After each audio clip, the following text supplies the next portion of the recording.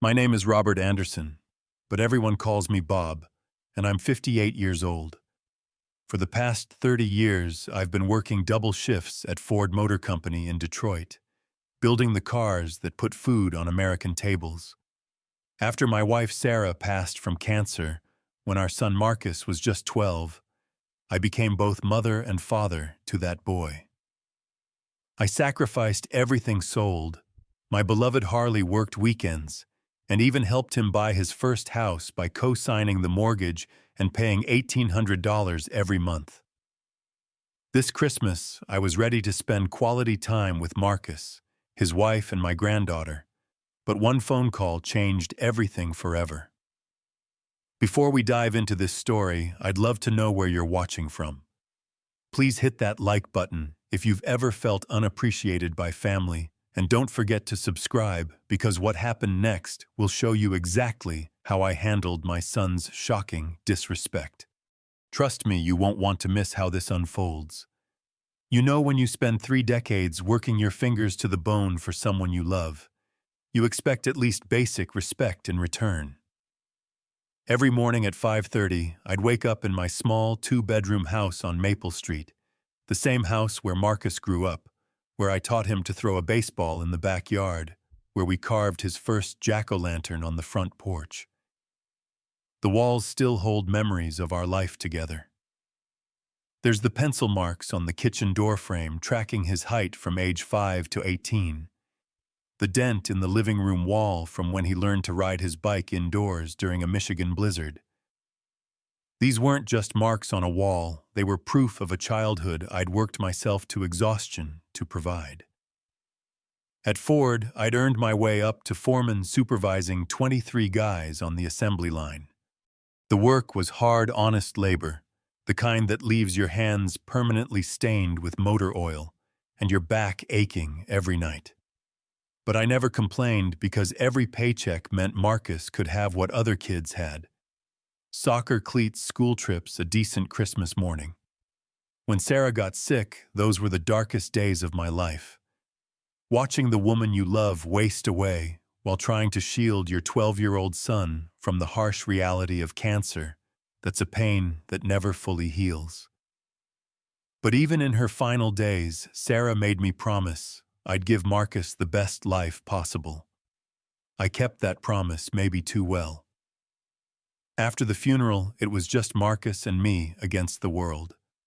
I learned to cook his favorite mac and cheese from scratch, helped with homework subjects. I barely understood myself and sat through countless parent-teacher conferences where teachers praised what a good job I was doing raising him alone. Those words meant everything to me back then. During his high school years, I worked overtime constantly to save for his college fund, while my buddies went fishing on weekends or took their wives out for dinner. I was either working or at home helping Marcus prepare for his SATs. I remember the night he got accepted to Michigan State, how we both cried with joy in our little kitchen. That acceptance letter felt like validation that all the sacrifices had been worth it. College was expensive, even with scholarships. I liquidated my small stock portfolio borrowed against my 401k and picked up extra shifts whenever they were available. When Marcus wanted to study abroad in England, his junior year, I sold my prized Harley-Davidson Softail, the one thing I owned that was truly mine. He never even knew what I gave up for that trip. Then came his wedding to Amelia 3 years ago. She seemed nice enough, a marketing coordinator from Ann Arbor, with big city dreams and expensive tastes. The wedding cost me $15,000 from my retirement savings, but seeing Marcus happy was worth every penny. When they started looking for houses, I didn't hesitate to help with the down payment $40,000 that represented decades of careful saving. The mortgage payments started right after that. $1,800 every month automatically deducted from my checking account. Marcus had just started his career in software development, and Amelia was between jobs, so I stepped in to help them get established. It was temporary, or so I thought. 3 years later, I was still making those payments, but I convinced myself it was an investment in my son's future. This December felt different, though. Marcus seemed to be doing well at his job. They'd settled into their suburban life in Rochester Hills, and my granddaughter Sophie was old enough to really enjoy Christmas magic. I'd been planning this visit since Halloween, dreaming of creating the kind of family Christmas Sarah and I used to talk about having when Marcus was older. So I called Marcus that Saturday evening in mid-December, my heart full of anticipation for what I thought would be the most wonderful Christmas we'd shared in years. I still remember exactly how that phone rang 3 long tones before Marcus picked up. It was 8:15 on a Saturday evening, and I could hear the television in the background, some cooking show Amelia liked to watch. "Hey, Dad, what's up?"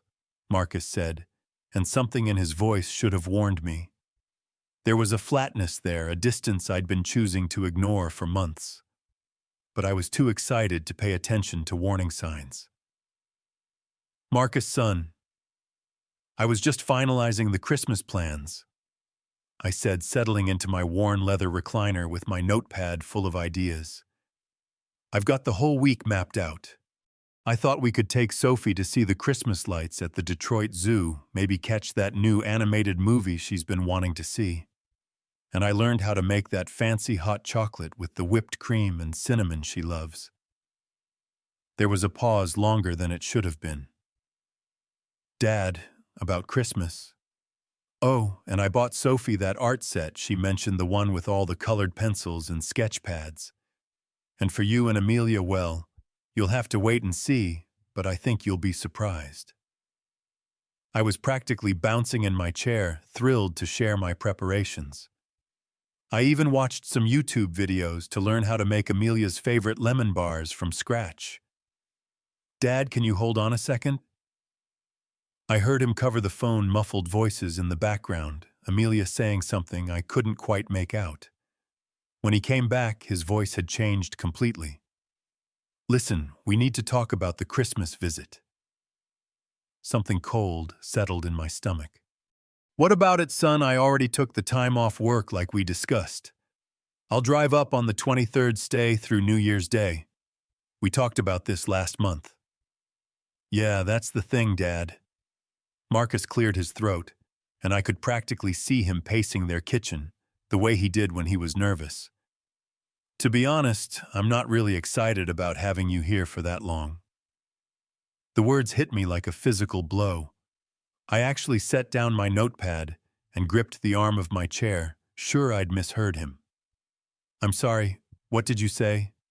"Look, don't take it personally, but the house is small, and Amelia's been really stressed with work, and Sophie needs her routine, and having someone here for over a week just disrupts everything." The words came out in a rush like he'd been practicing them. "Maybe you could come for just Christmas Day, or we could drive down to see you sometime after New Year's."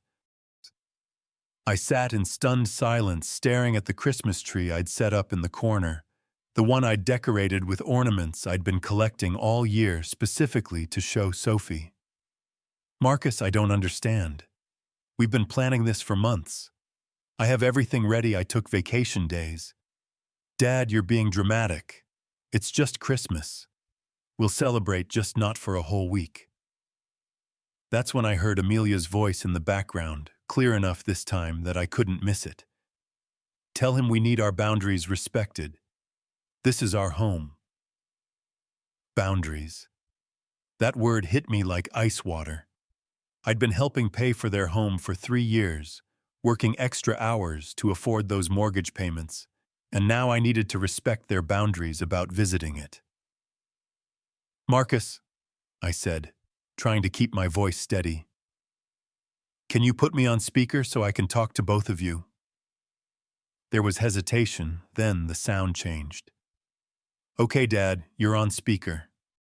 "Amelia, honey, have I done something to upset you? If there's been a misunderstanding." Her voice was cool, professional, like she was addressing a problematic client. "Bob, it's not personal.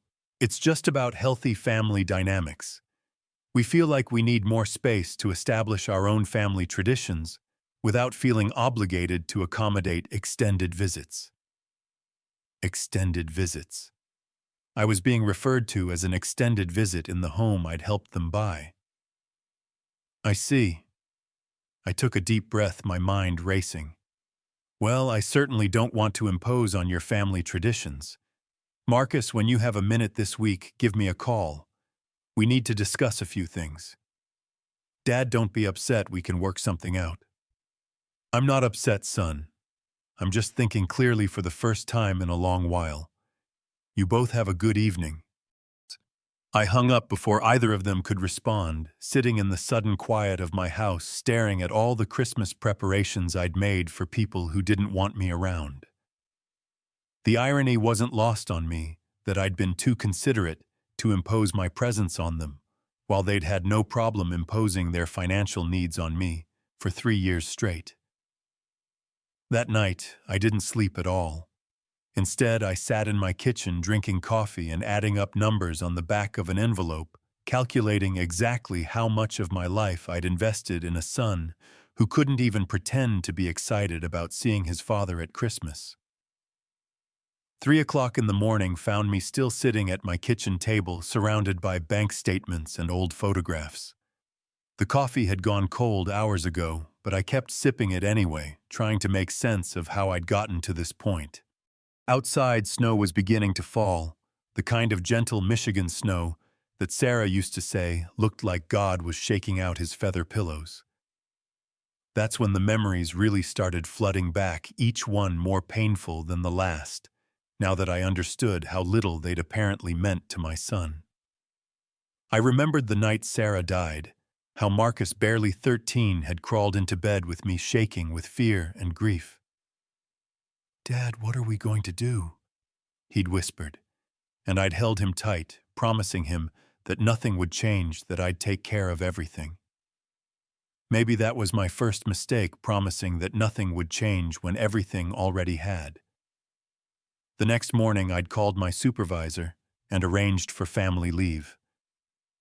For 6 weeks, I focused entirely on Marcus, making sure he ate, helping him through his grief, getting him back into his school routine. When I returned to work, I requested permanent shift changes so I could be home when Marcus got out of school. That meant taking the less desirable night shifts, but it also meant being there for homework, dinner, and bedtime stories. I pulled out a photo album Sarah had made before she got too sick to continue. There was Marcus at 8 years old, gap-toothed and grinning, holding up a Father's Day card he'd made at school. "World's best dad," it said in crayon letters. I'd kept that card in my wallet for years, until it literally fell apart. There was the picture of his high school graduation, Marcus, in his cap and gown, his arm around my shoulders. I'd been so proud that day, not just of his academic achievements, but of the fact that we'd made it through those difficult teenage years together. He'd never gotten into drugs, never been arrested, never given me the kinds of problems some single fathers dealt with. I thought that was proof I'd done something right. I remembered the conversation we'd had the night before he left for college. We were sitting on the front porch, sharing a beer, the first time I'd ever let him drink at home. "Dad," he'd said, "I know it wasn't easy raising me alone. I know you gave up a lot. I want you to know I appreciate it, and someday I'll pay you back for everything. Someday I'll pay you back." Those words had meant everything to me then. I hadn't wanted him to pay me back financially. I'd wanted him to pay me back by being a good man, by staying in touch, by letting me be part of his life as he built his own family. But then I started remembering other things, smaller things I'd pushed aside at the time. Like how Marcus never called me unless he needed something. How he'd started cutting our phone conversations short after he got married. How he'd stopped asking my advice about major decisions. How the invitations to family events became more infrequent and often felt obligatory. I thought about Gladys from Accounting, a kind widow who'd asked me out for dinner at least a dozen times over the years. I'd always declined, telling myself Marcus needed me, that it wouldn't be fair to bring another woman into our close relationship. Now I wondered if Marcus would have even noticed if I'd started dating. Had I been protecting a relationship that was already slipping away? The worst memory came around 4 a.m. Last Thanksgiving, when I'd arrived at Marcus and Amelia's house with homemade stuffing and green bean casserole, Marcus had seemed annoyed that I'd brought food. "Dad, we already have everything planned," he'd said, barely looking at the dishes I'd spent hours preparing. Those casseroles ended up pushed to the back of their refrigerator, and I'd noticed them still there untouched when I left 3 days later. I'd told myself he was just stressed about hosting his first major holiday.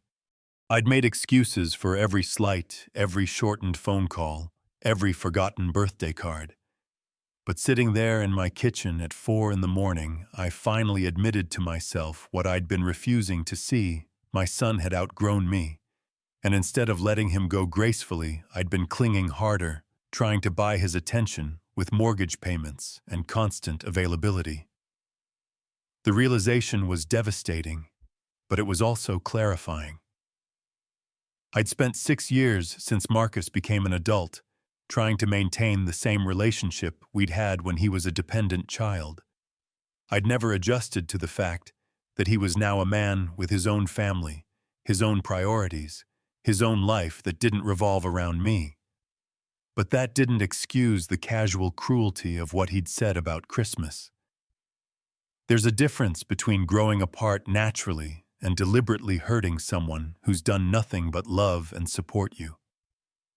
I'd raised him better than that, or at least I'd thought I had. As dawn broke over my quiet neighborhood, I made a decision that would change everything. It was time to stop being Marcus's safety net and start being his father again, even if that meant he had to learn some hard lessons about respect and gratitude. Sunday morning brought an unusual sense of clarity. Instead of the crushing despair I'd expected after such a sleepless night, and I felt something I hadn't experienced in years: determination. I made a proper breakfast for the first time in weeks: scrambled eggs with cheese, thick-cut bacon, and toast with Sarah's homemade strawberry jam that I'd been saving for a special occasion. While I ate, I started making phone calls, not impulsive, emotional calls, but the kind of strategic research I'd learned to do as a foreman when we had complex problems to solve on the assembly line. My first call was to my late wife's younger sister, Norma, who lived in Grand Rapids.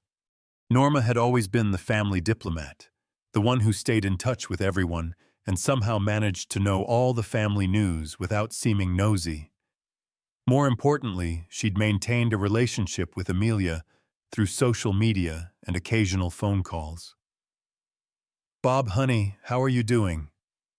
Norma's warm voice immediately made me feel less alone. "I was just thinking about you yesterday, wondering about your Christmas plans." "That's actually why I'm calling, Norma. I need to ask you something, and I need you to be completely honest with me, even if it's difficult to hear." There was a pause. Norma was intuitive enough to sense this wasn't a casual call. "Of course, Bob. What's going on?" I told her about the phone call with Marcus, keeping my emotions in check and sticking to the facts. When I finished, there was a long silence on Norma's end. "Oh, Bob," she said finally, and I could hear the sympathy and something else in her voice. Something that sounded like she wasn't entirely surprised. "Norma, has Marcus or Amelia said anything to you about me, anything I should know?" Another pause, longer this time. "Bob, I don't like being in the middle of family situations. Please, Norma. I need to understand what's really happening here. I can handle the truth." She sighed deeply. "There's a family group chat, Bob. Marcus, Amelia, me, a few other relatives. Sometimes they complain about feeling pressured by you. Amelia has mentioned feeling like you're too involved in their lives, and Marcus has agreed with her." The words stung, but I pressed on. "What kind of complaints?" "They've said you call too often, that you invite yourself over, that you make them feel guilty when they can't accommodate your visits. Norma's voice was gentle, but each word landed like a punch. Amelia has used the word manipulative about the financial help you provide. She thinks you use money to control their decisions. Manipulative. After 3 years of $1,800 monthly payments to help them get established, I was being called manipulative for wanting to spend Christmas with my family. Is there more, Norma? Bob, are you sure you want to hear this? I need to hear all of it. Last month, Marcus posted about planning to book a vacation for the week after Christmas. Someone asked if you were going with them, and Marcus made a joke about finally having a Marcus and Amelia Christmas without Dad hovering around. Several family members liked the comment. I set my coffee cup down carefully, afraid I might drop it. A vacation? He didn't mention any vacation to me. The Bahamas, I think. 5 days at some resort. They've been planning it for months. So not only was I unwelcome for Christmas, but they'd been actively planning to get away from me immediately afterward, and they hadn't bothered to mention it. The level of deception was breathtaking. Norma, I have one more question. In your opinion, are their complaints about me fair? Am I really as intrusive as they say? She was quiet for a long time. Bob, you're a good father who sacrificed everything for his son. Maybe you call a little more often than some parents, and maybe you're more generous than you should be, but intrusive, manipulative, no, honey. I think Marcus has gotten comfortable taking your support for granted, and Amelia has convinced him that setting boundaries means cutting you out. After I hung up with Norma, I sat staring at my phone processing what I'd learned. Then I made my second call to Patricia Chen Marcus and Amelia's next-door neighbor. Patricia and I had met several times when I'd visited, and she'd always been friendly, commenting on how nice it was to see such a close father-son relationship.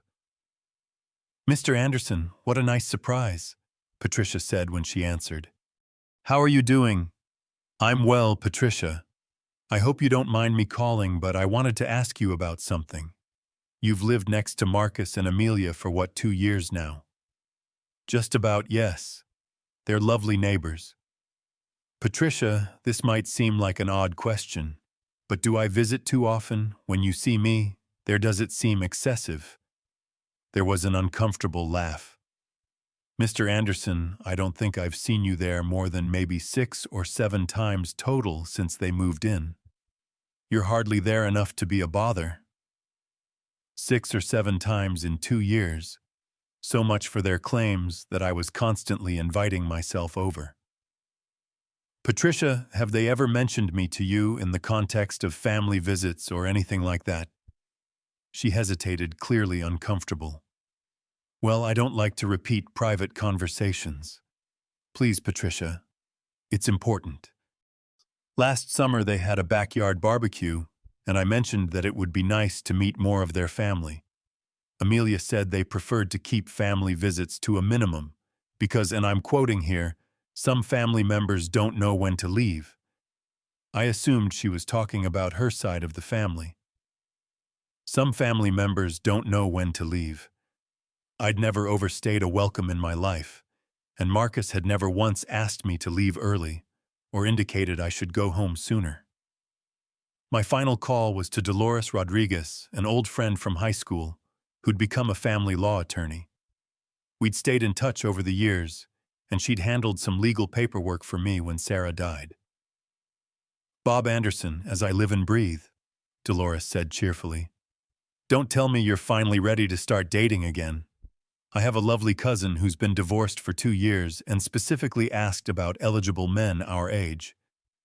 Actually, Dolores, I need some legal advice about co-signing situations and my rights and obligations. Her tone became professional immediately. What's the situation? I explained about the mortgage payments, the co-signing arrangement, and my desire to understand my legal position if I wanted to stop making payments.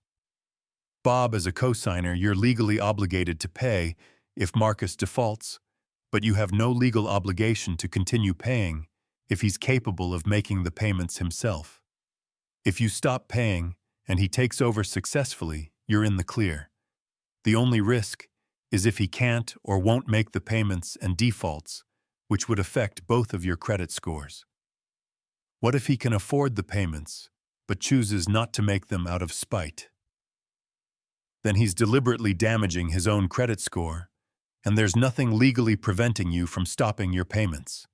You'd want to document his financial capability and give him reasonable notice, but you're not required to pay indefinitely just because it's convenient for him. After the call with Dolores, I made one final inquiry. As a co-signer on Marcus's mortgage, I had the legal right to access credit reports and financial information related to the loan. What I discovered made my blood boil. Marcus had over $25,000 in savings accounts, a credit score of 780, and according to employment verification documents, he was making $95,000 per year, not the $60,000 he'd told me when we set up the co-signing arrangement. He was fully capable of making those mortgage payments. He just preferred to let his old man handle them while he saved money for Bahamas vacations. That evening, I sat down at my computer and began composing the most important email I'd ever written. I've always been a man of my word, someone who thinks before acting and acts with purpose. That Sunday evening, I spent 3 hours crafting an email that would change my relationship with my son forever. I wanted it to be professional, clear, and impossible to misinterpret. Most importantly, I wanted it to be something I could look back on with pride regardless of how Marcus chose to respond.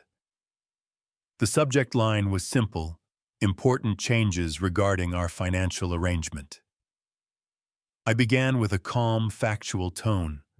Marcus, after our conversation yesterday evening about Christmas plans, I've had time to reflect on our relationship and the financial support I've been providing. I want you to know that I understand your need to establish boundaries and create your own family traditions. I respect that completely. Then I moved to the heart of the matter. As part of respecting your independence, I've decided it's time to end my financial contributions to your household. Effective January 1st, you'll need to take over the full mortgage payment of $1,812. I'll be contacting the bank this week to remove the automatic payment from my account. I included a detailed breakdown of everything I'd contributed over the years, not to guilt him, but to demonstrate the magnitude of what I'd been providing. Over the past 3 years, I've contributed $65,232 in mortgage payments, not including the $40,000 down payment assistance and the $15,000 for your wedding. I consider this money well spent on your future, and I don't expect repayment. The next paragraph was the most difficult to write. I want to be clear that this decision isn't made in anger or as punishment. It's simply time for you to take full financial responsibility for the life you've built. Based on your current salary and savings, you're well positioned to handle this transition successfully. I concluded with an olive branch. I love you and want you to be happy and successful. I believe that independence and self-reliance are crucial parts of becoming a fully realized adult, and I should have encouraged this transition earlier. I hope we can discuss this change in a calm and productive manner when you're ready. I scheduled the email to send at 8 a.m. on Christmas Eve morning, timing it to arrive when they'd be awake, but hopefully before Sophie was up and excited about presents. I wanted them to have time to process this information and come up with a plan before involving my granddaughter in any adult drama. The rest of that week, I kept myself busy with practical preparations. I called my bank and set up the automatic payment cancellation effective January 1st.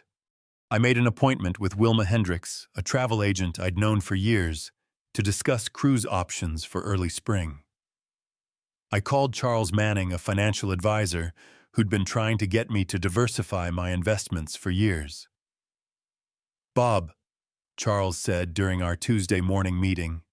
If you invest that $1,800 per month in a balanced portfolio, you could see significant growth over the next 7 to 10 years. At your age, you should be building wealth for your own retirement, not subsidizing someone else's lifestyle. I also made some personal decisions that felt surprisingly liberating. I boxed up all the Christmas presents I'd bought for Marcus, Amelia, and Sophie and donated them to the Salvation Army toy drive. I called the pastor at my church and volunteered to help serve Christmas dinner to families in need. For the first time in years, I was making Christmas plans that didn't revolve around other people's availability or approval. Wednesday evening, I had dinner with my neighbor Eugene Walsh, a widower about my age who'd been suggesting for months that we should spend more time together. We went to Romano's, an Italian place we'd both wanted to try, and I found myself actually relaxing and enjoying adult conversation that didn't involve logistics or family drama. "You know, Bob," Eugene said over dessert, "you seem different this week. More settled, if that makes sense. I think I'm finally learning the difference between being needed and being used." I replied, surprising myself with how clearly I could articulate what I was feeling. Thursday evening, Christmas Eve. I called my cousin Dale in Phoenix, someone I'd lost touch with over the years because I'd been so focused on Marcus's needs and schedule. Dale was delighted to hear from me and spent an hour catching up on extended family news, reminding me that I had connections and relationships beyond my immediate family. "Bob, you should come out here for a visit," Dale suggested. "Arizona in January is beautiful, and my wife Martha would love to meet you properly. We could do some hiking, maybe drive up to Sedona."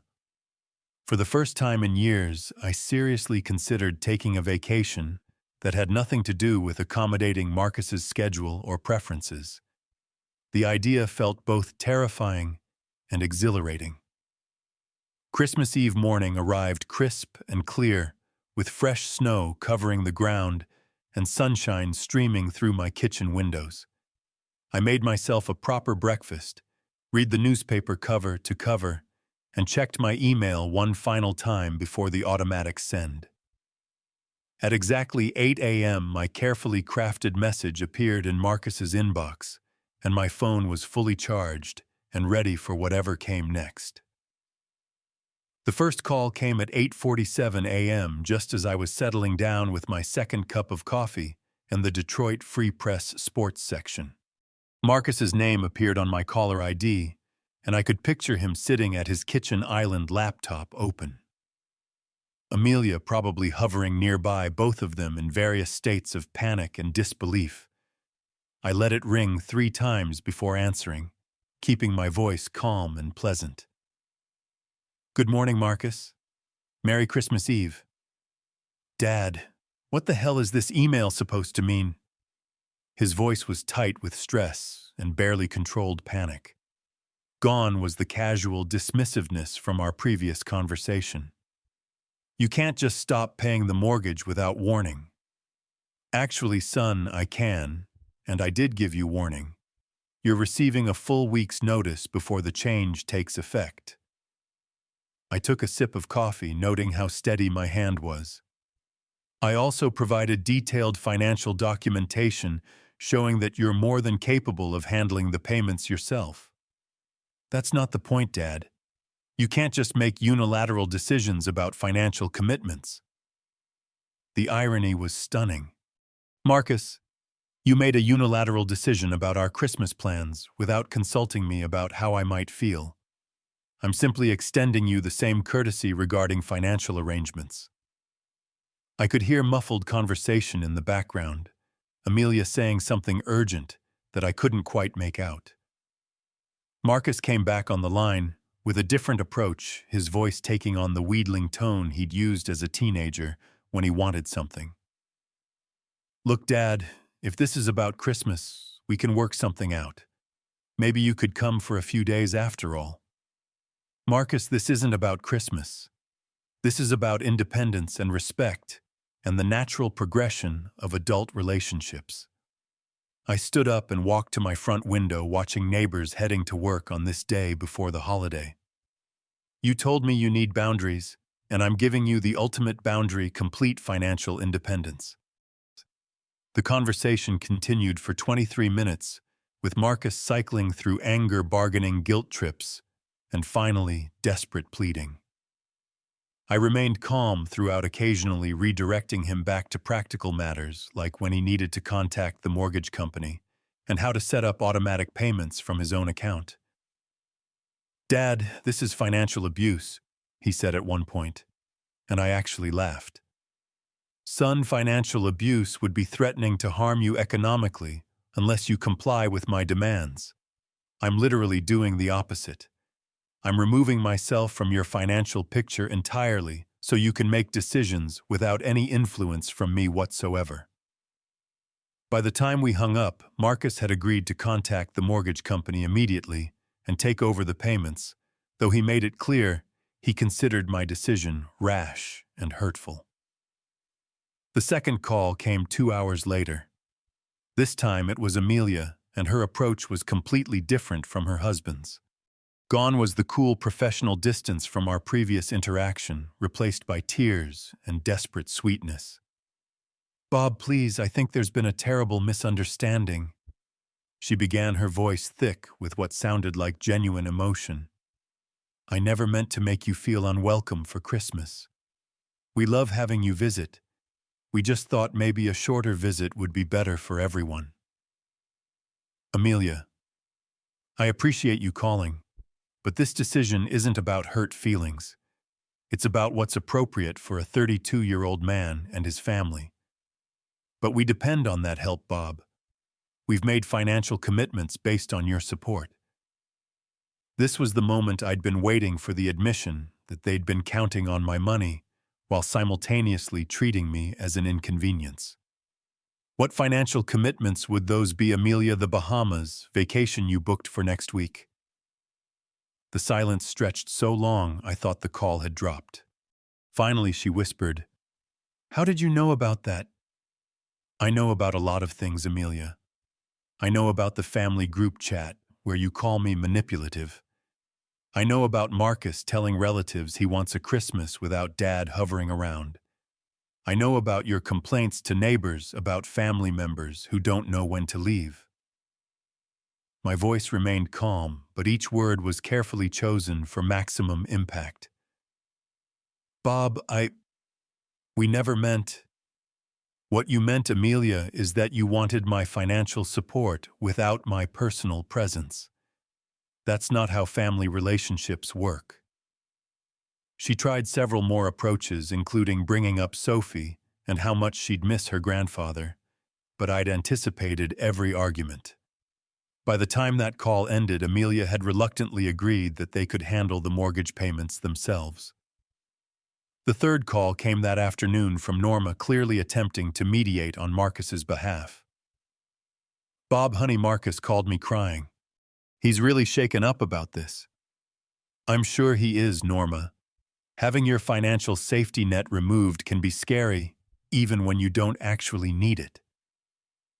He wants to apologize, Bob. He realizes he handled the Christmas situation poorly."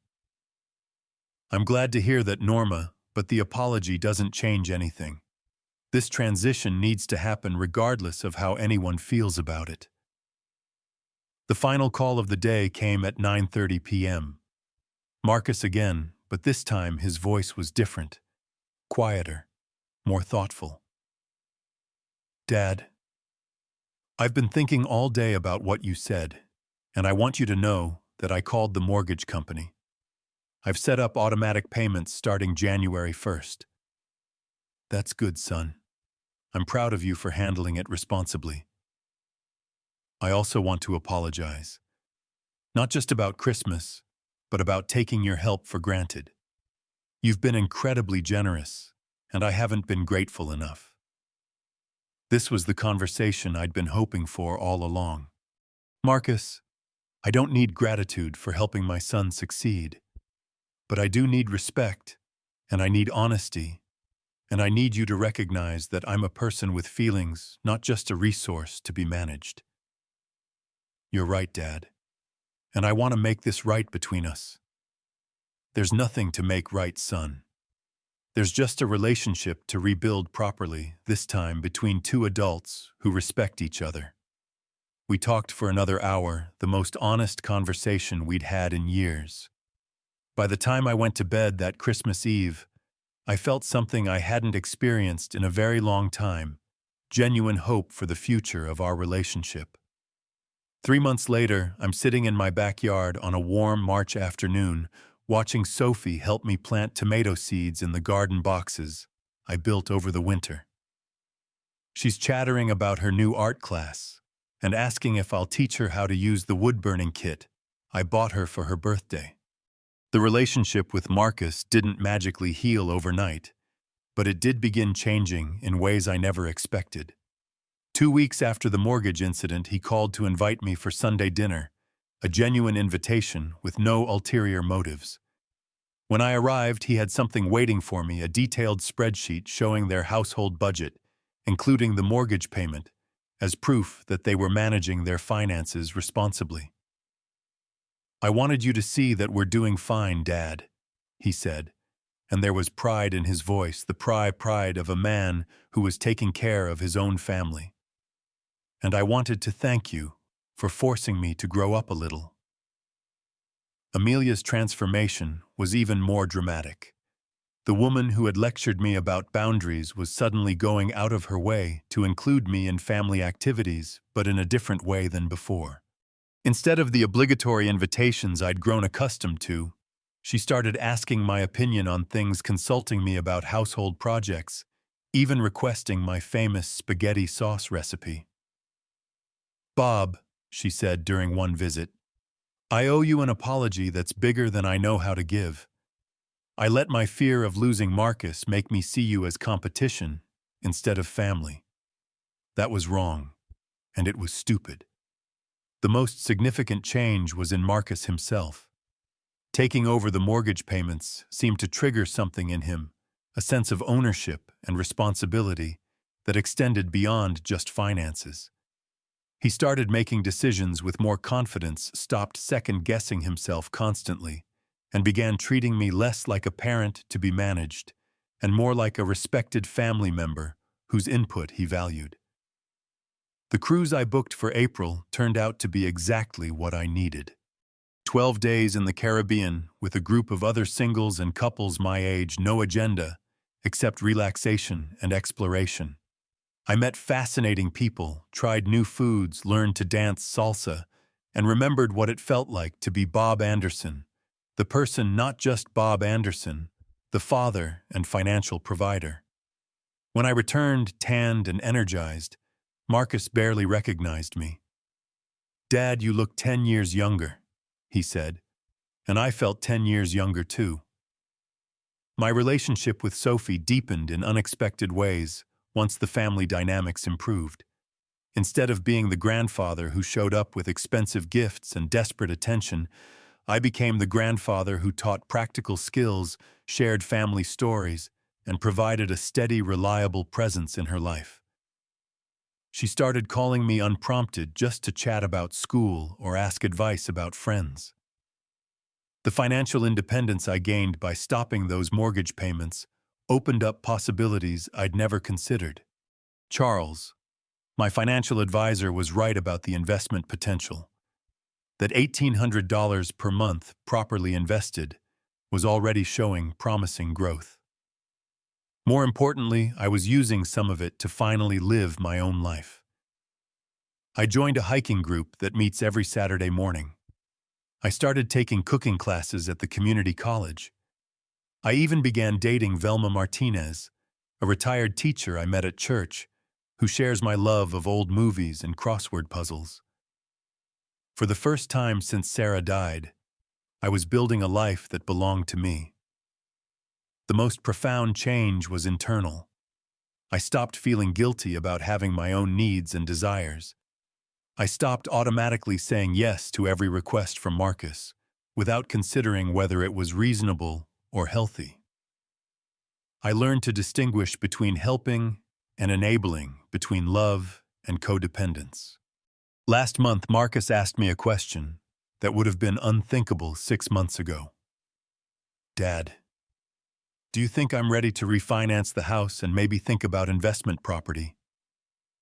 He was asking my advice not as someone he needed to rescue him, but as someone whose business judgment he respected. We spent an entire afternoon going over market research, financial projections, and risk assessments. It felt wonderful to be consulted as an equal rather than expected to provide automatic support. The Christmas situation became a family legend of sorts. Sophie, who's old enough to understand that adults sometimes make mistakes, brought it up during Easter dinner.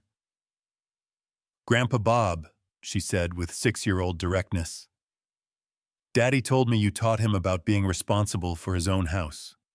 That's pretty cool." Marcus and Amelia exchange a look, and he reached over to squeeze my hand. "Yeah, sweetheart, Grandpa Bob taught Daddy a very important lesson about growing up." Looking back, I realized that by always rushing to solve Marcus's problems, I was robbing him of the satisfaction and confidence that comes from handling challenges independently. By making myself indispensable, I was preventing him from becoming the capable adult I'd raised him to be. The hardest lesson for any parent is learning when to step back, when to let your adult children succeed or fail on their own merits. Love doesn't mean removing all obstacles from someone's path. Sometimes love means allowing them to navigate those obstacles and discover their own strength. Today, as I watch Sophie carefully water the seeds we planted, I'm struck by the metaphor. Seeds need the right conditions to grow, but they also need space, independence, and the freedom to develop their own roots. Too much help can be just as damaging as too little. Marcus and I have plans to build a deck together this summer, a project that combines his design skills with my construction experience. It'll be the first major project we've collaborated on as equals, and I'm looking forward to it immensely. If I could offer advice to other parents facing similar situations, it would be this: loving your children doesn't mean sacrificing your entire identity for theirs. It doesn't mean accepting disrespect in the name of family harmony. And it certainly doesn't mean providing endless financial support to adults who are capable of supporting themselves. The greatest gift I gave Marcus wasn't 3 years of mortgage payments. It was the opportunity to discover that he could handle his responsibilities without me, that he was stronger and more capable than either of us had realized. Sometimes the most loving thing you can do is step back and let the people you care about prove to themselves what they're capable of achieving. Have you ever found yourself in a situation where your generosity wasn't appreciated the way you expected? How did you handle family members who took your support for granted? I'd love to hear your stories in the comments below. If this story resonated with you, please hit that like button and share it with someone who might need to hear this message. Don't forget to subscribe for more real-life stories about family respect and finding your own strength. Thank you for listening to my story, and remember that it's never too late to set healthy boundaries with the people you love. Here's to families that are built on mutual respect rather than financial obligation, and to parents who aren't afraid to let their children grow into the adults they're meant to become.